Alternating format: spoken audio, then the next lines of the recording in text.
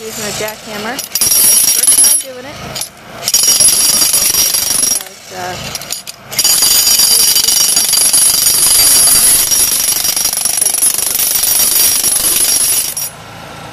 Here's Elena. Elena's giving it a shot.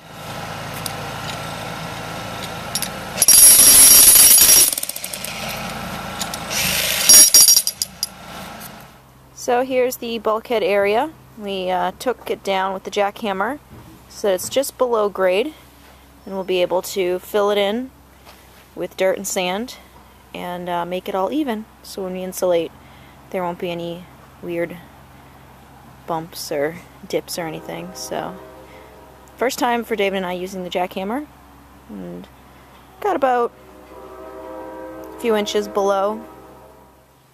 And now it's all gone, as if it wasn't there.